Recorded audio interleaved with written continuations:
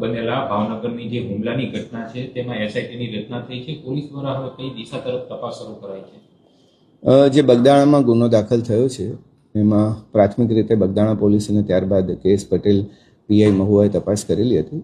એ તપાસ વધુ તલસ્પર્શી દિશામાં થાય અને કેટલાક પ્રશ્નો જે હજુ બાકી રહેલા છે એનું યોગ્ય રીતે એનું સતત ઇન્વેસ્ટિગેશન અમારા સુપરવિઝનમાં થાય એટલા માટે એસઆઈટીની રચના કરવામાં આવી છે, જેમાં ધારી એએસપી જયવીર ગઢવીને એમાં અધ્યક્ષ બનાવવામાં આવે છે અને બોટાદ એલસીબીના માણસો તથા એસઓજીના પીઆઈને પણ આમાં સભ્ય બનાવવામાં આવે છે. મારી ઓફિસમાંથી પણ સબ ઇન્સ્પેક્ટર જે છે એ પણ આના સભ્ય છે.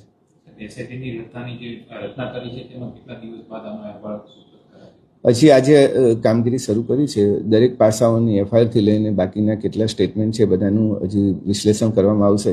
કેટલા પુરાવા પ્રાપ્ત થયા છે અને કયા પુરાવા હજુ લેવાના બાકી છે તેનું ટોટલ વિશ્લેષણ કરીને ચોક્કસપણે ઘટના કેવી રીતે ઘટી એનું બીજા સંયોગિક પુરાવા શું છે તમામ એકત્રિત કરવા માટે અત્યારે ટીમ કાર્યરત છે.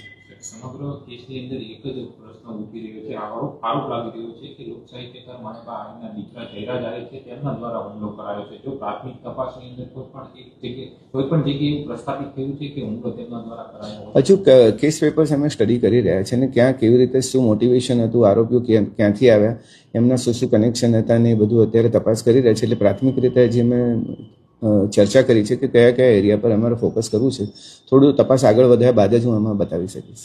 સર, મહુવા ડીવાયએસપી છે તેનો ચાર્જ લઈ લેવામાં આવ્યો છે, હવે કોણ તપાસ એના સ્થાને રહેશે? એ વહીવટી સરળતા માટે કરવામાં આવ્યું છે, કેમ કે નવા ડીવાયએસપી બે નવા ડીવાયએસપી હાજર રહ્યા છે.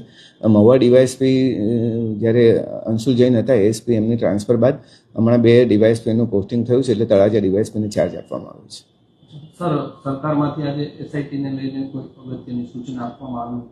એસઆઈટીની રચના અત્યારે અહીંયાથી થઈ છે. આઈજી ઓફિસે અમે નક્કી કરેલું હતું કે આની તલસ્પર્શી તપાસ થવી જોઈએ અને મારા લેવલ પર અમે નક્કી કર્યું છે કે હવે તપાસ મારા સુપરવિઝનમાં થાય. સર, ફરિયાદી છે નવનીત બાલદિયા, તેનું કેવું છે કે જે બગદાણાનું એક ગેસ્ટ હાઉસ આવેલું છે ત્યાં પણ આરોપી લાંબો સમય સુધી રોકાયા હતા, તેના સીસીટીવી ફૂટેજ છે તે પણ ડિલીટ થઈ ગયા છે, પોલીસ સહકાર નથી આપતી તેવું કહ્યું.